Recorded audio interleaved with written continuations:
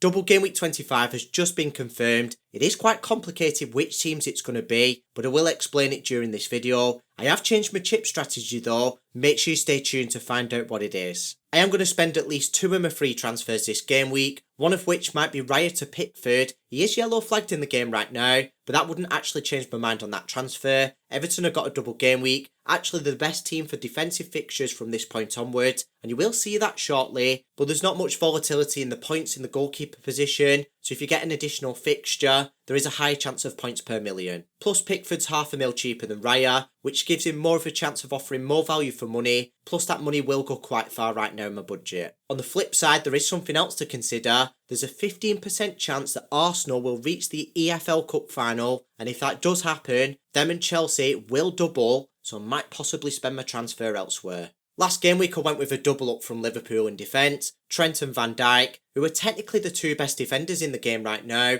Obviously Liverpool have got that double game week, and they might have one next game week as well, which I will discuss more shortly. I could have gone for Konate over Van Dijk last game week, but I didn't need the money immediately, and I wanted to make sure I got those minutes in the bank for the double game week, and potentially another one now as well. One conundrum this has caused with the double up in defence is that I've obviously got Salah, which completes the Liverpool triple up, which also means that I'm blocking slot for the assistant manager chip. One option I have got is switching Van Dijk to Mykolenko and then bringing in Slot, who might possibly have a double game week next game week as well, so I wouldn't have to make any free transfers. The problem is I do want to chase the upside of the table bonus, but you can't get that with Liverpool, who are top of the league. Whilst I'm considering selling Raya, I'm not considering selling Gabriel. He is still one of the best defenders in the game, especially with his aerial threat. Obviously he's not as good as the Liverpool defenders right now, who have an additional fixture or 2, but if you take them out of the equation, he is the best of the rest. Whilst there's an 85% chance that Arsenal won't double in game week 25, that's not impossible, so let's not rule that out. Arsenal might have the same amount of fixtures coming up as Liverpool. Whilst we're taking a look at the fixture difficulty ratings this game week, I just want you to bear in mind that none of the teams have been penciled in yet. That's because none of the teams have been confirmed in game week 25 yet. It is going to be a double, we just don't know what teams yet. Looking at the probabilities, there's a 73% chance it's going to be Villa and Liverpool, a 27% chance that it's going to be Fulham or Spurs, and it can't be both of those combinations. It does depend on which team progresses, but it can be Arsenal and Chelsea as well, but there's only 15% chance of that. First of all, if you're making a defensive transfer, I would go all in on Liverpool players. You need a triple up for me. It's practically essential right now, with at least 1 double, possibly 2, and Slot can be included in that triple up. If you're forced to buy a goalkeeper this game week, I'd go for Alisson over Pickford if you don't have any other free transfers. If you've got other free transfers and you can bring in another Liverpool player, go for Pickford. It's the same in defence as well. If you can get Trent and you've not already got him, definitely get him in. As for Van Dijk, you could go for Konate instead if you need the money. That's not too bad. Konate's got the higher expected points per million, but Van Dijk's got the higher expected minutes for safety. Again, if you need to buy a defender and you've already got a Liverpool triple up, go for Mykolenko. He's only 4.4 mil. He's practically nailed. He doesn't have much attacking threat, but Everton do have a decent defence and favourable defensive fixtures.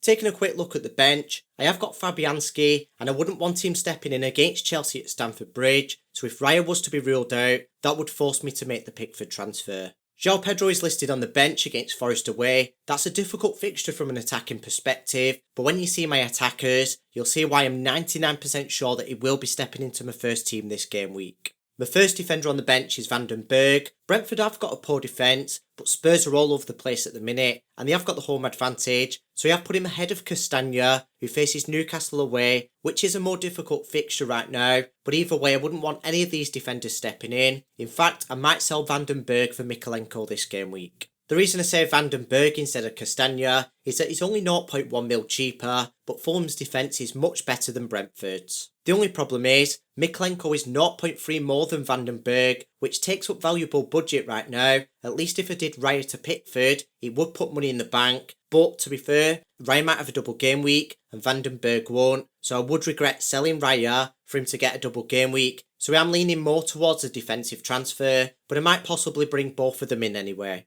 Moving on to midfield, of course I've got Salah, and it goes without saying he's the best captain this game week. If you watch my triple captain video, that was before double game week 25 was confirmed, and my chip strategy has now changed. Originally I said to use the triple captain chip this game week because the assistant manager chip has got more power, so we want more managers to choose from, and the bench boost needs multiple doubles in one game week to maximise how many fixtures we get on the bench. During the video I did predict that I thought there'd be a better triple captaincy opportunity in future. Now I'm playing my assistant manager chip, I can now activate the triple captain chip when I actually want to, rather than sacrificing it for the assistant manager chip and the bench boost chip. Palmer's going nowhere, he's got West Ham at home this game week, and if this was a single game week, he would probably be my captain. Then there's a 15% chance he doubles next game week, and he probably is going to be my captain in game week 27 when he faces Southampton at home. Gordon has a few difficult fixtures coming up from an attacking perspective, and if I had the luxury to sell him, I would, but I do need to use my free transfers elsewhere in my team. I've got the assistant manager chip, I've got plenty of double game week players to target, and I've got a couple of injuries that you'll see shortly as well. Unfortunately, one of those injuries is Eze. The problem is, who do I get in? And Boomo's a little bit too much to be able to target double game week players, and he doesn't have a double game week himself. Dango's the same, he doesn't have a double game week either, but at least he's cheaper, and he does allow me to target the other double game week players. Or I could possibly go for Rodgers, who's got a 70% chance of a double next game week, but I would be gutted if that fell through. Either way, I won't be going for an Everton midfielder. The best option's probably Decore, and I think he's a really bad option. The only positive about selling Eze is that Palace don't have favourable fixtures from an attacking perspective, but that does kind of shoot me in the foot because I've got Sarr in my team. To be fair, United away this game week isn't too bad, but Everton and Fulham have decent defences. You can see on the screen that Newcastle don't have the best of fixtures, and this is why I said I'd consider selling Gordon if I could as well. Just to reiterate what I said earlier, there's roughly a 73% chance of Liverpool and Villa doubling, a 27% chance of Fulham and Spurs doubling. Neither of those can happen at the same time, but what can happen at the same time is Arsenal and Chelsea doubling, but there's only 15% chance of that. Whichever games become doubles will get penciled into the fixture difficulty ratings as soon as they're confirmed. If you want to be one of the first FPL managers to access this, make sure you follow me on Patreon. If you need to make a midfield transfer this game week, and you've still got that third Liverpool slot open, Luis Diaz is your best bet. If not, I would probably go for that single game week player that's got the biggest upside, which is Mbeumo. Not only has he got favourable fixtures from an attacking perspective, he's nailed on pens, and he plays very close to goal for a midfielder. If you want a cheaper midfielder, Rodgers is probably your best bet. That's probably what I'm going to have to do this game week, and just hope Villa double next game week. Like I mentioned, I wouldn't bring in an Everton midfielder, however I would bring in an Everton forward. I think Ndiaye and Beto are good options. Everton haven't really got any backup forwards, so Beto should be getting roughly 90 minutes every match. That's until Calvert-Lewin's back, and Ndiaye doesn't have that threat though. He's Everton's best attacker, and he's playing closer to goal now Dyche's gone. Everton's playing a higher line, which means that he is more effective, and he's on penalty duties. So in summary, I think Ndiaye is a better option because I don't think he's a transfer waiting to happen, and Everton have got some decent attacking fixtures coming up, but I don't think Beto's a bad option. He is 0.6 mil cheaper. For 4.9 mil, you can spend that money elsewhere, and you're going to get at least a double game week, and even if you don't want to play him in future, you can just leave him on the bench because he's dirt cheap. Another benefit is that Beto's the actual striker, and Ndiaye's the actual second striker, which means Beto will be even closer to goal than him. So there's not actually that much between them right now,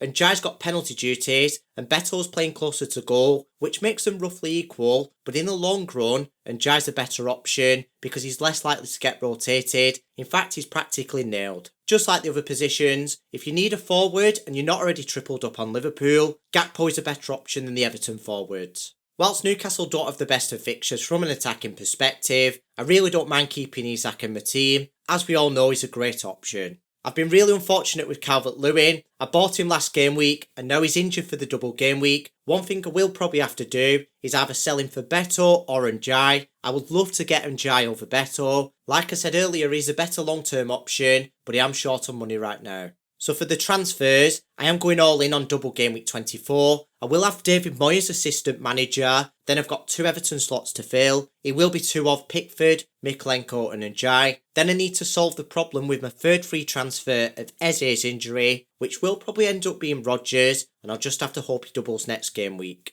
Either Villa or Fulham will double next game week. If it's Villa, I'm probably going to go for Emery. If it's Fulham, I'm probably going to go for Silva. As for game week 26, that is difficult to project ahead, especially with the table bonus. and I will cover that in future. Make sure you subscribe so you don't miss the best assistant managers. So my current chip strategy, subject to change, is 24 to 26 assistant manager, 29 free hit, because I've got a lot of players that are due to blank that game week. Game week 33, potentially play the triple captain chip, obviously things can change. Game week 34 is a blank, so dead end into that. And then game week 35, play the wild card ahead of the bench boost in game week 36. If you found this video informative, make sure you subscribe so you don't miss any future videos like this.